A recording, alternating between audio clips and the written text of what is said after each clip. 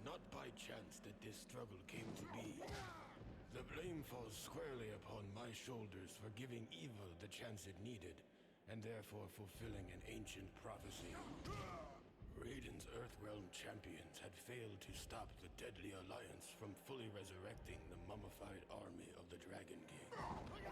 In the end, only Raiden himself stood between Earthrealm and total destruction. Defying the Elder God's wishes, he alone challenged Quan Chi and Shang Tsung in Mortal Kombat, Earthrealm's last hope for freedom.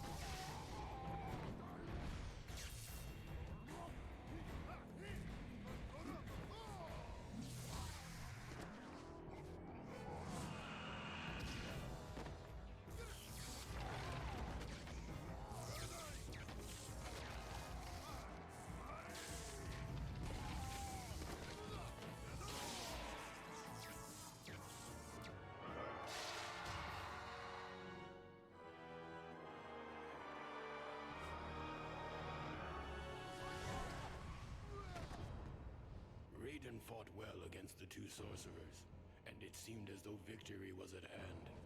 But the combined might of Quan Chi and Shang Tsung proved to be overwhelming, even for a Thunder God.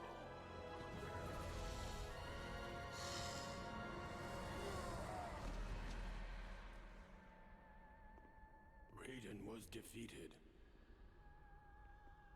The Deadly Alliance had won.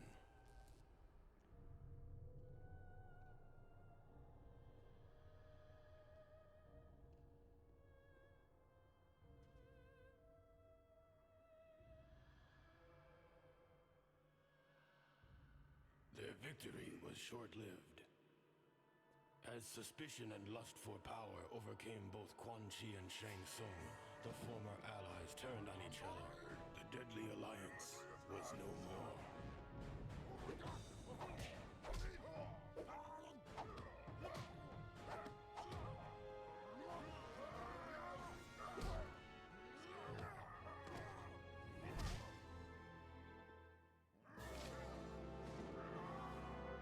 Quan Chi defeated Shang Tsung and reveled in his conquest.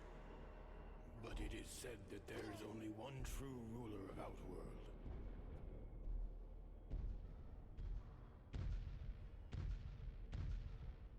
And that ruler had returned.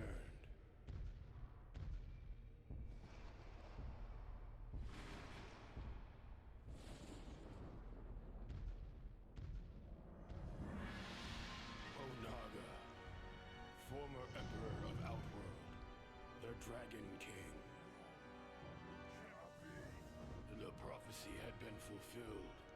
The Dragon King had indeed returned to Outworld to reclaim his army and impose his dominance. Death awaited all who stood in his way.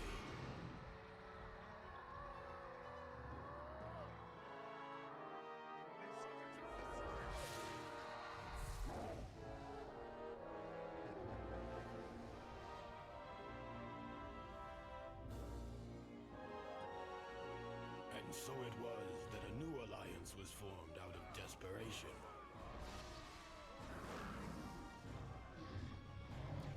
Sworn enemies joined forces to combat a greater threat. Raiden began to realize that even their combined might was not enough to defeat the Dragon King.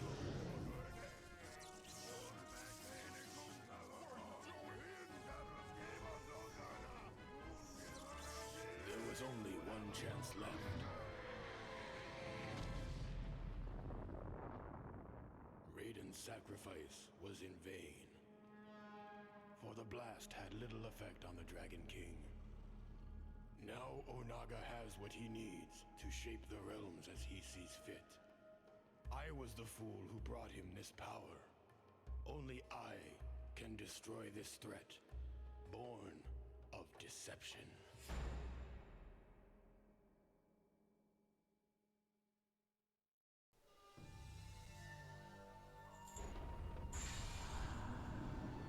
Okay, hello and welcome to another episode of Branch's Arcade Assault. I still don't know if that's going to be the name I go with for this series.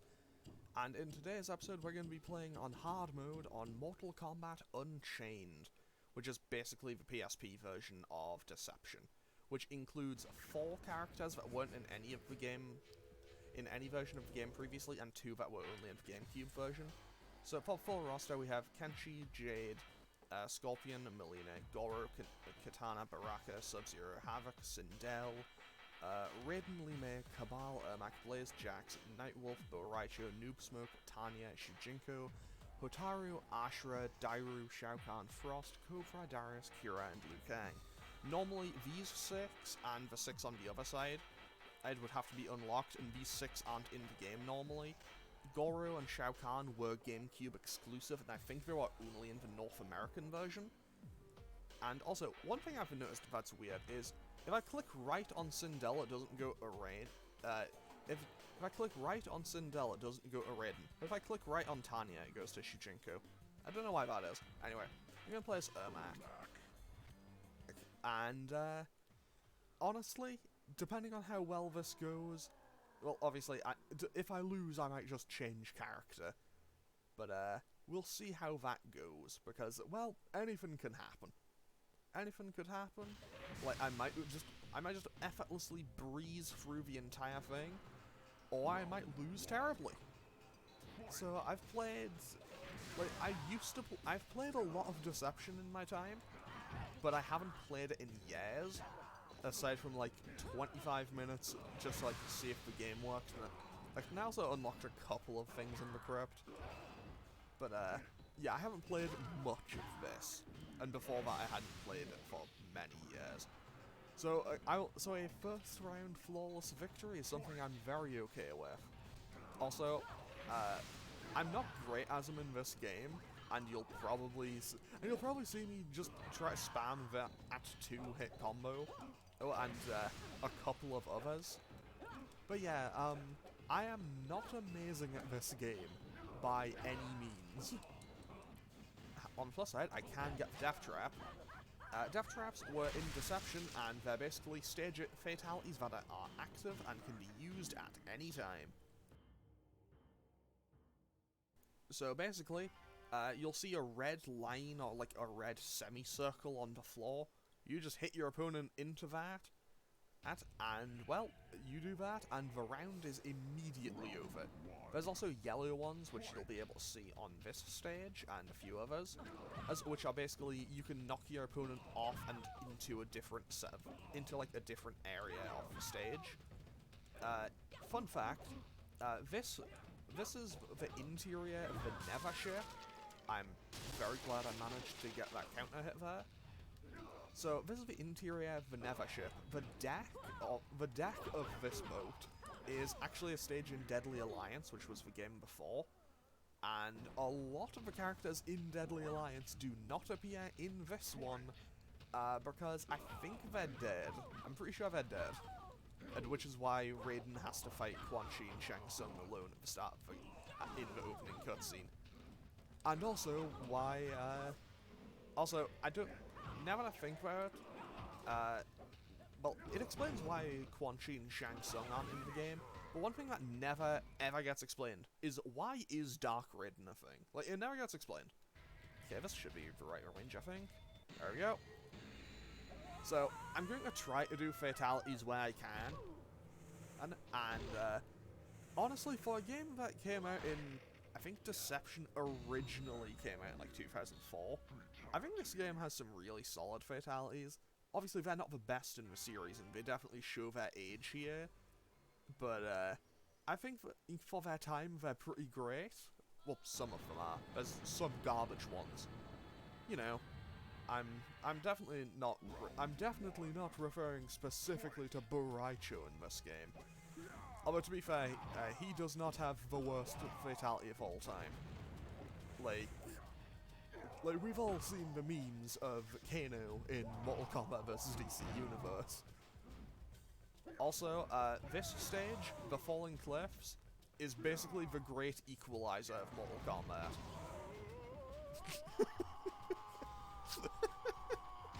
Got him! Because, well, the cliff is constantly falling. Well, gradually falling, I guess, would be more accurate. And if you're on the edge of that cliff as it's going, well, you don't want to be on the edge of the cliff when it's fallen. Like, it's one of those, it's a stage where, like, you could put someone who's never played Mortal Kombat and the best player in the world on, and eventually you'd manage to have it. And you know, there's Ermac asserting dominance by standing in the void on top of the cliff. So yeah, I will call that a win. You also, in this game, you also have the first appearance of Zombie Liu Kang, who is a zombie because he is killed in the opening cutscene of Deadly Alliance. And there is actually a nice little detail to it, because basically, the way Liu Kang dies is Shang Tsung snaps his neck. However, in Mortal Kombat Shaolin Monks, when you fight Shang Tsung and you win, the fatality you do on him is basically the exact same thing. I don't think they ever gave an explanation as to why Liu Kang just manages to come back as a zombie. Okay, I'll trade that. I will trade the projectiles. And also, this stage is super cool. This is Yin Yang Island. It is, like, I think it's meant to be somewhere between it's meant to be, like, on the border of Earthrealm and Outworld, which is basically why, when it's in Earthrealm, it's like a tropical paradise and super nice. And then it goes to the Outworld side, and suddenly the sky turns black, it starts raining, the palm trees turn into snakes. The statues go from, like, serene and peaceful to skeletons, basically. And there is a active death trap when it is in Outworld form. Which is, basically, because I'm probably not gonna see it, you can... Actually, you know, I'll try to get it. I'll try to get it, but no promises.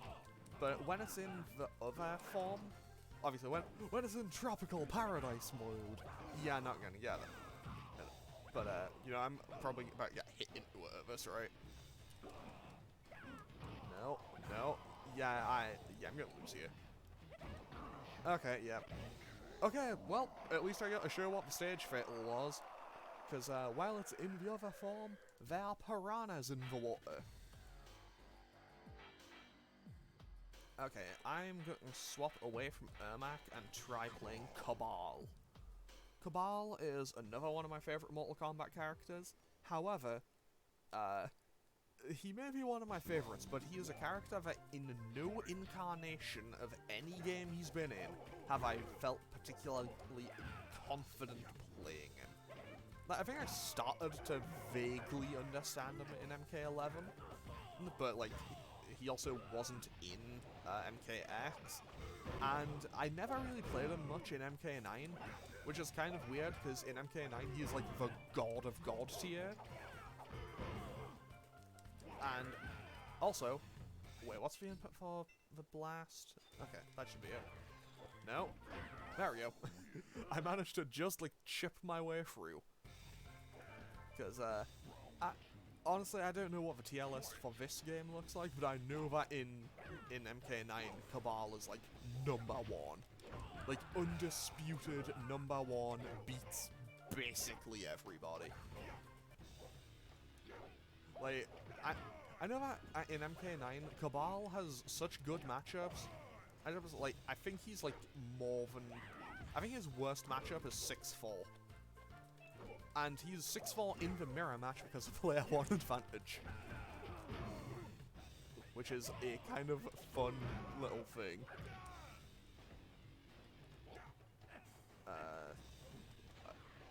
What's the input for it? What's the input? There we go, got him. Oh, okay, I guess he's doing a Harakiri. Harakiris were a thing that were I think they were only ever in Deception. And it's basically like, oh, you lost, you can do a fatality on yourself before your opponent can. Which is kind of interesting, I guess. Although a lot of them are not great. I think Ermac's one, Ermac's one is really gross. Like, he just slams his head into the floor a few times and eventually his head explodes. Like, like, a lot of the harakiris are like really gross. Not like MK11 fatality gross, cause like MK11, like I thought MKX had a few that were a bit much, but MK11's fatalities, a lot of them are like MK11's fatalities are like I think it's for me where a lot of them became a bit much. Like, there's a lot of stuff with, like, the throat and eyes in MK11 I'm just kind of grossed out by. There's also one of Mileena's ones in MKX where, like, I think it's her second fatality in MKX. That one's also, like, super gross. Not a fan of that one at all. Also, I don't know why this like headbutt combo does so much damage, but it does so much damage. Also, 10 out of 10 Raiden gibberish there. Okay, I wanted to do like a jump kick on Wake Up, and I just did not get it out in time. Okay, so let's hopefully let's not lose here. I say as I immediately whiff the combo. I don't even know what happened there. I'm gonna put that down to 3D shenanigans. Because this was like the middle of the 3D games, I guess.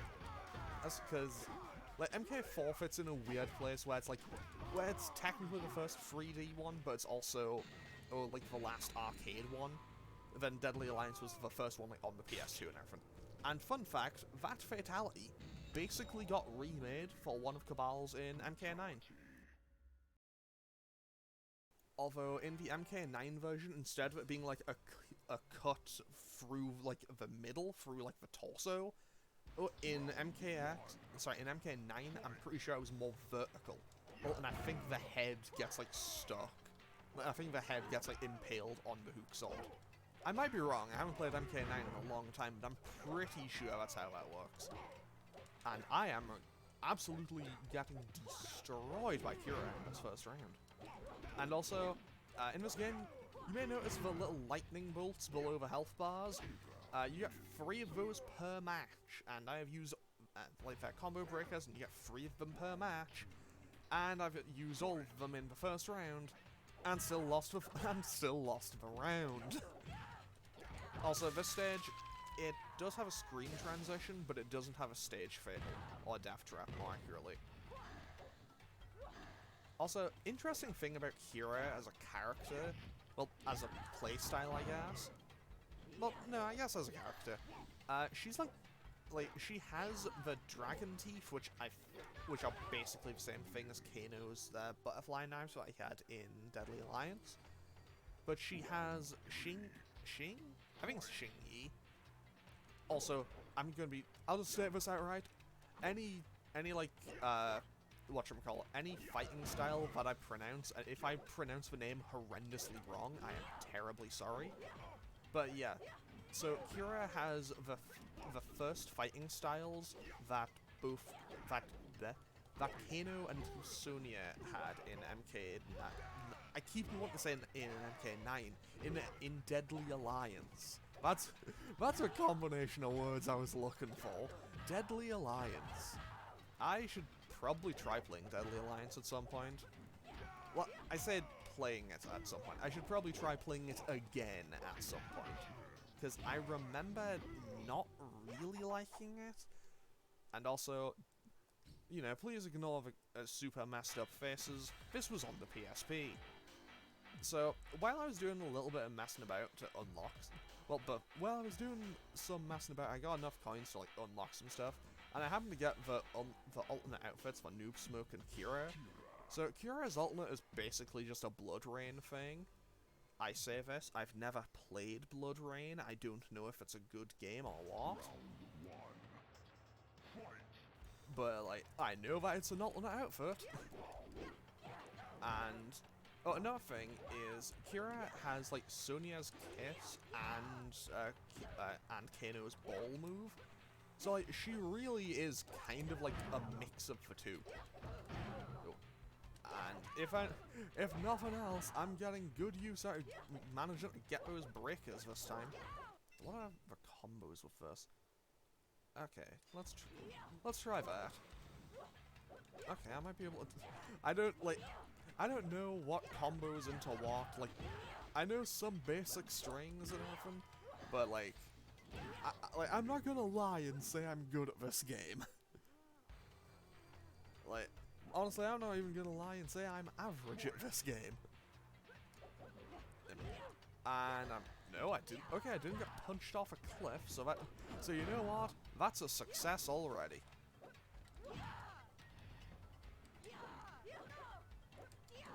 No. Yeah, I think this is looking like another loss. I do have a couple of other characters I feel fairly comfortable playing, so I'm not too worried. I do have like the safety precaution. I have a couple of safety precaution characters basically, which are characters I feel at least a little bit comfortable playing. I say that about like Kira, Cabal, Ermac, and a couple of others are basically the ones I definitely felt the most comfortable playing in this game. And by that I mean I remember playing them a bit. And also, one thing about Deception's cast in general is I think it might have the most new characters that just never came back. Like when I inevitably lose here, yeah, I'll quickly run through the character select screen, and I'll put up a thing that's like when they first appeared and when their last playable appearance was, because there's a lot of characters that just haven't really come back. Okay, so I'll quickly leave it on this screen just for a few seconds, and then it'll have probably like bottom right will be their most recent playable appearance, and top left will be their first appearance. Okay, so now I'm going to swap and play Baraka, because even though he's basically like the series punching bag, like, I'm pretty sure that at this point, almost every notable character has beaten Baraka in a fight. Like, he's still cool, and I do like him in this game. And I'm not doing a great job of showing why he's a character I really like in this game. Like, I am immediately getting bodied. So, yeah, round 1 is looking like it may be a bit of a lost cause. I should just block low. Honestly, I should probably just try to block low in general more. I do like how if you're in one of your regular fighting styles and you lose a round with Baraka, it automatically swaps you to the blades, which I think makes sense for him as a character. It's like, oh, like, a serious fight, Tarkat and blades come out. I think that makes a lot of sense for him. And, well, we managed to pull back that second round very handily. And, fun fact, when I was a kid, I never actually knew how to do any of the fatalities in this game. So I basically only ever managed to see the fatalities by the AI beating me, which I was never happy about, and I just lost by falling off a cliff. So it was always by that, or, alternatively, by winning in chess combat. Because chess combat, whenever you beat the king, whenever you defeat the leader, sorry. Also, I have Baraka's alternate outfit available as well. But honestly, I think I prefer his regular one, but, well, we'll go with his unlockable one for now. Oh. Man. PSP faces were not kind to, well, they were not kind to anyone in this roster, to be honest. And I have lost my train of thought. Also, yes, I do basically rely entirely on this one combo with Baraka, because it does a lot of damage. I say that, but Hungar has a stance change. It has a stance change combo, and that was a waste of a breaker. Okay, so, round 2. I'm sure that I can do this.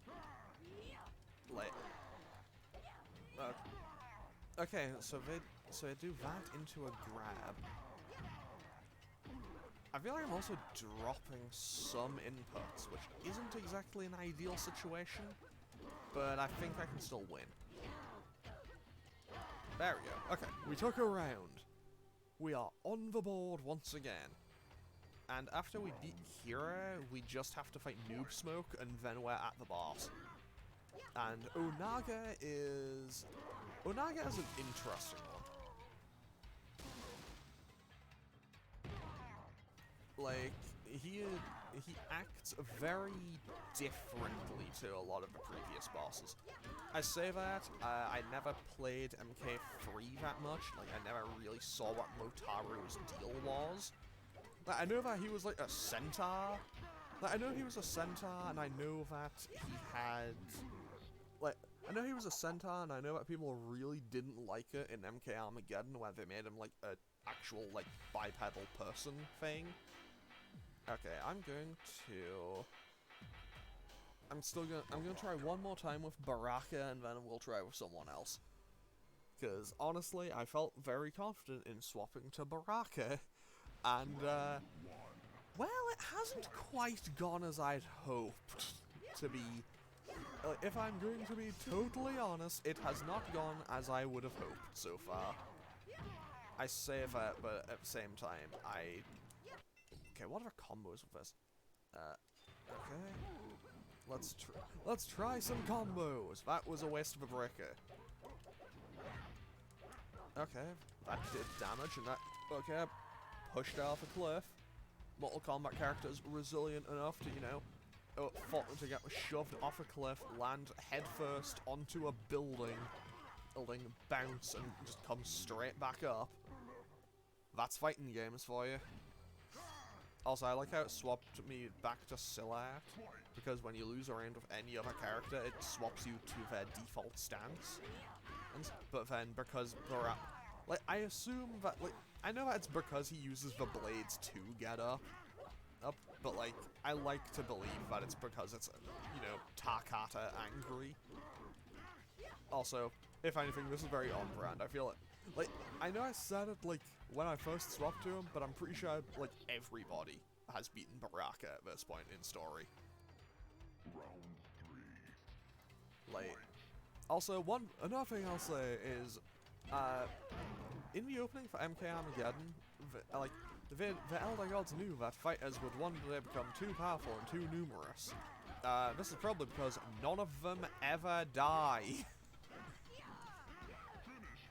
Okay, right, how do I do Baraka's fatality?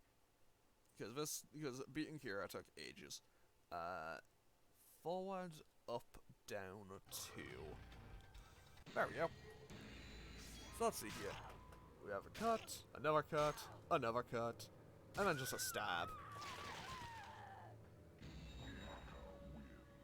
Okay, that was a suitably very violent fatality. Admittedly, I do feel kind of bad, because despite the fact that she's like a nothing character who never came back after Armageddon, I do kind of like Kira as a character. I think she's kind of fun to play. Which is double weird because I never really played much Kano or Sonya. Like, I kind of liked Kano in MK11, but otherwise he was just never my guy. Like, where's Jarek? Bring back Jarek for MK12. I don't know if I'm saying that as a joke or seriously. Like, genuinely, I do not know if I'm saying that seriously or if I'm seriously or as a joke. Either way, Noob Smoke. Noob Smoke are a very interesting character because, well, obviously they are two people. They're Noob, Cybot, and Smoke. Okay. And they fight differently to literally every other character in the game.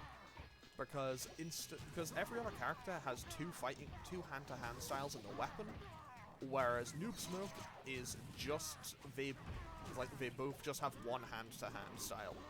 And the other will, like, pitch in for combos and stuff. And the teleports there were wild.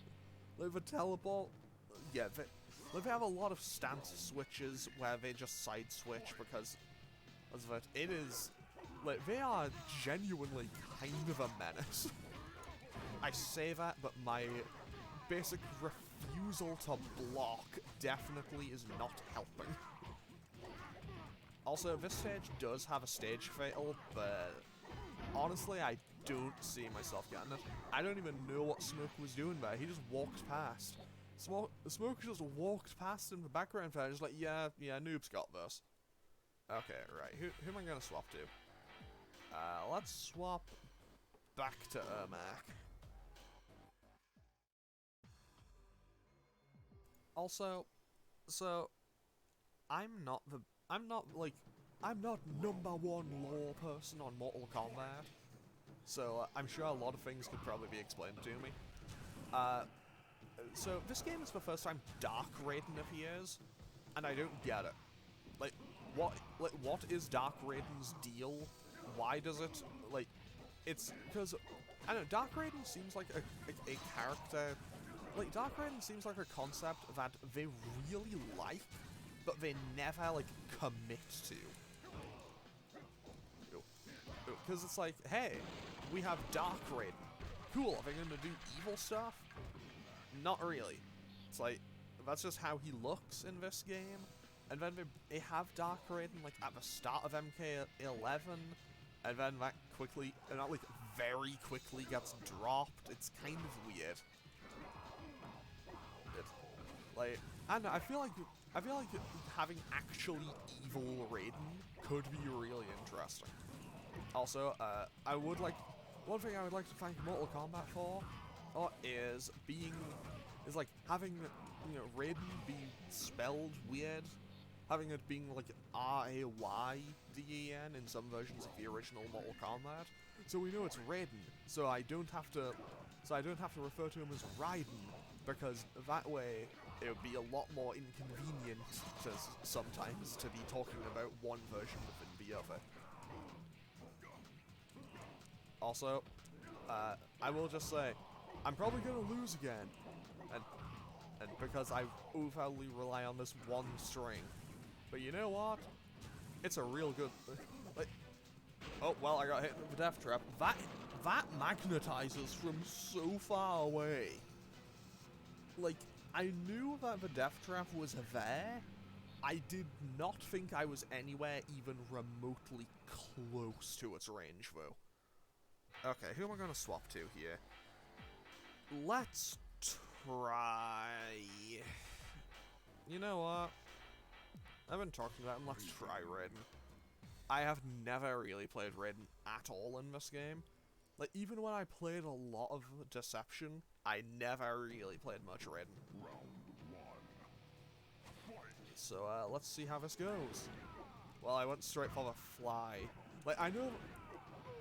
Okay, yeah, that... What are his combos? That's a lot of hits. So, let's try some other combos. Because, like, yes, he has these very long, branching, style-switching combos, and it's just like, I don't know how to do these.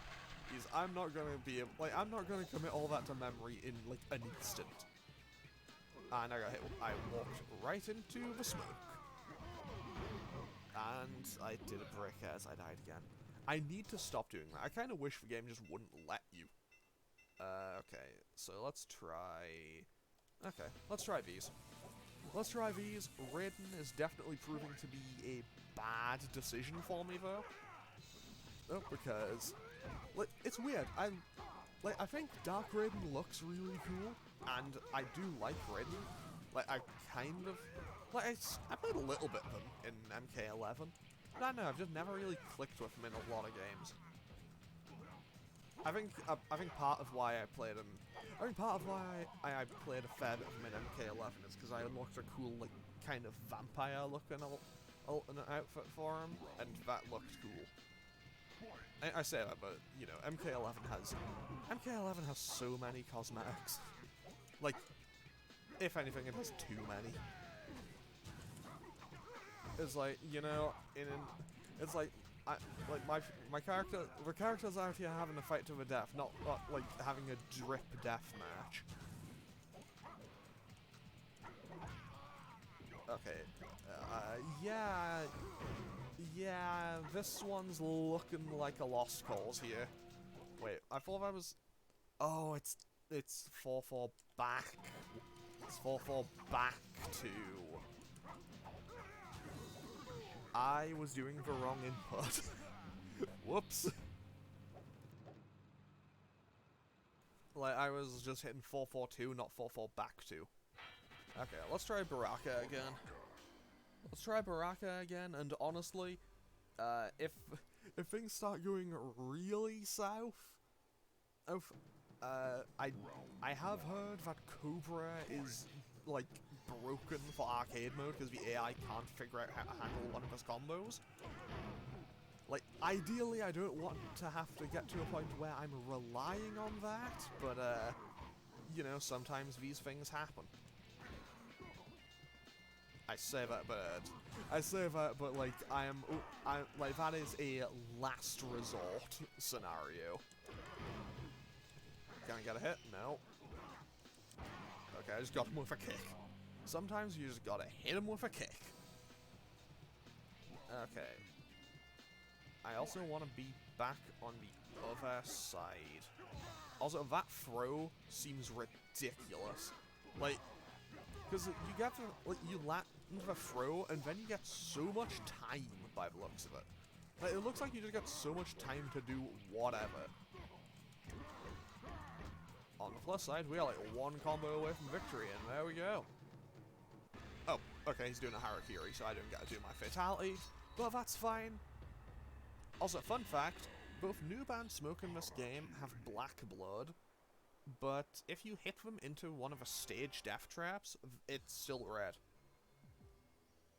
Okay, so now we got to fight Onaga, the Dragon King, who is an interesting boss.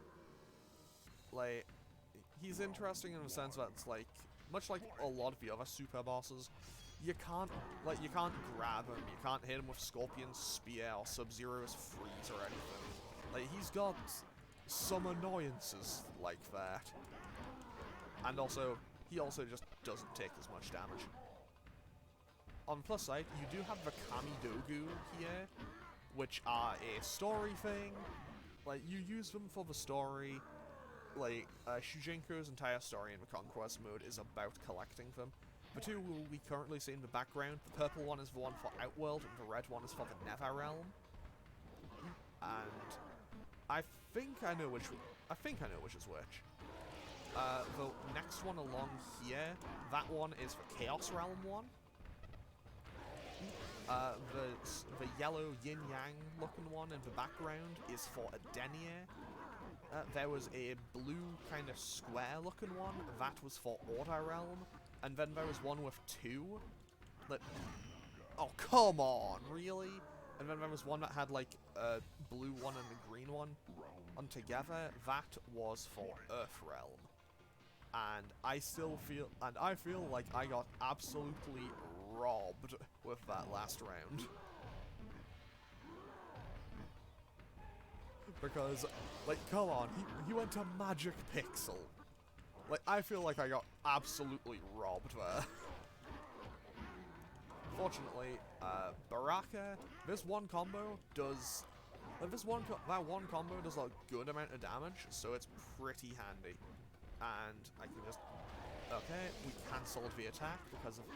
We cancelled his attack because we broke the Kamidogu, and no, I think we still lose here. I don't know if Onaga's hits are breakable as the thing.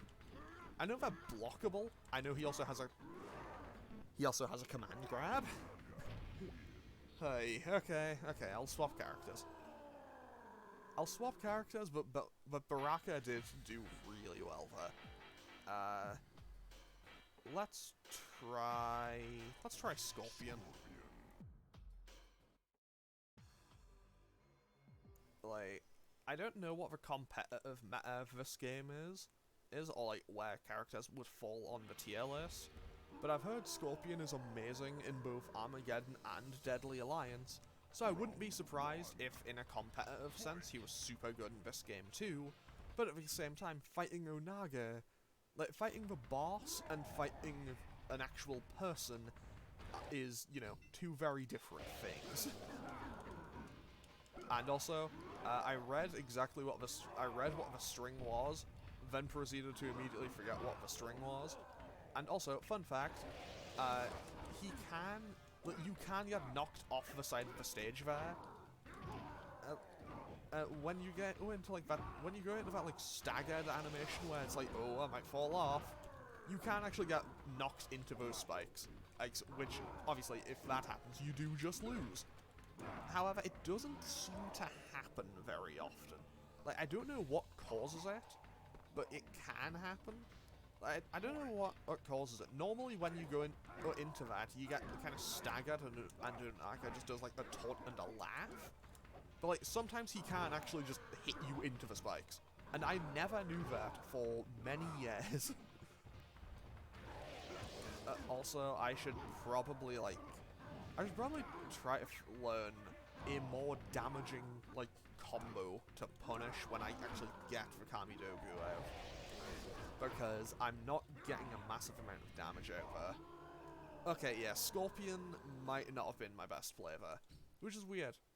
It's like, Scorpion's a character I normally feel very comfortable playing, but this time it just wasn't really working out. Okay, let's try Kira, and then I have a couple of other plans.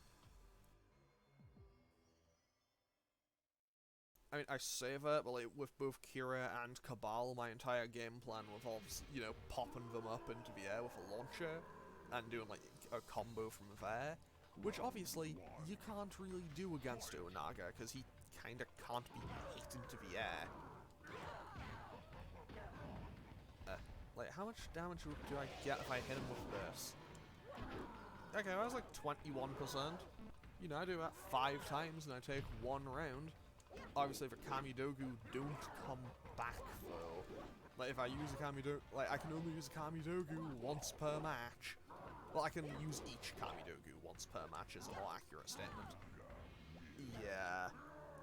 Yeah, I think I have a couple of other ideas, but I think going back to playing Baraka might be my best bet here. Because, Actually, I mean, I got some hits in there. You know what? Pop off, Kira. You're doing it. Your Honor, she's doing it. Oh, no. Well, I got a round. So that's good. I think I only have, like, 2 Kamidogu left, though. I mean, it would be rather fitting if I managed to kill the Dragon King with the Dragon Teeth weapon, though. Okay, so let's just break that, hit him with that. I feel like that's probably a much more damaging string I could be using, but I don't know what it is. Wait, he just did an actual combo! I do not recall him ever doing a combo before. I have never seen Onaga combos before. Okay. I'm gonna go back to Baraka, and we're gonna try this again. I do have a couple of other alternatives, though, but, those are gonna be, like, the last resort. Because, like, there's a case where I could use them, but I don't want to unless I absolutely have to. And also, another lore thing is, like, they love making such a big deal out of Shinnok's amulet. Like, why does Onaga need it? I mean, I get that it's, like, I get that it's the amulet of a fallen Elder God, but, like, I don't know, it seems like everybody wants Shinnok's amulet. And then, like, whenever Shinnok has it, he seems like he's still a jobber. Like, I don't know, maybe it's just because Shinnok has never really been, like, the most threatening of the bosses. Okay, we got the first round. I didn't really want to use that Kamidogu, but hey, I'll take it. A round is a round. I think I used 4 that round, though, so, I need to be a bit more careful. No? Okay. I still have Chaos Realm, the Nether Realm, and Outworld left, so I don't know why no, that was a Denier. I'd the Netherrealm, Outworld, and the Denier left. So, you know, honestly, I just wanted to kind of be like, hey, I remember which Kamidogu was which. But with that, we win. 10 out of 10.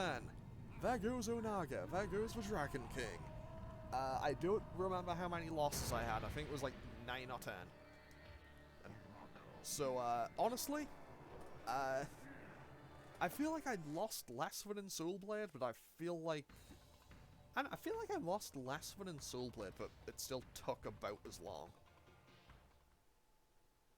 But anyway, now we got a little image of being like, hey, congratulations, you beat Onaga, you're the champion now.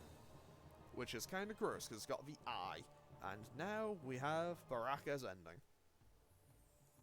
Baraka assumed that the treacherous Melina had given her armies a powerful magic.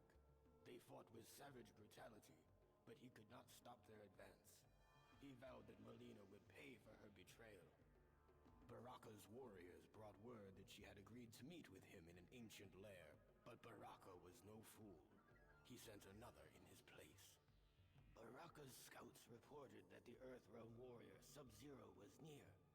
He allowed his remaining militia to deal with him and set off alone to ambush Melina. He knew by the scent of Tarkatan blood on her clothes that she had already killed the one he had sent to meet her. But her sense of smell was not as keen as a true Tarkata's. She was unaware of Baraka's presence. He barked her name, and when she turned to face him, he tore her apart.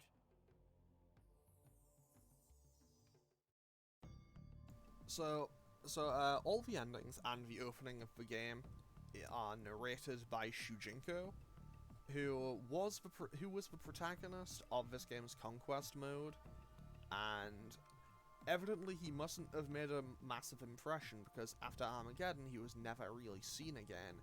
And I think the last time he appears in a story mode is...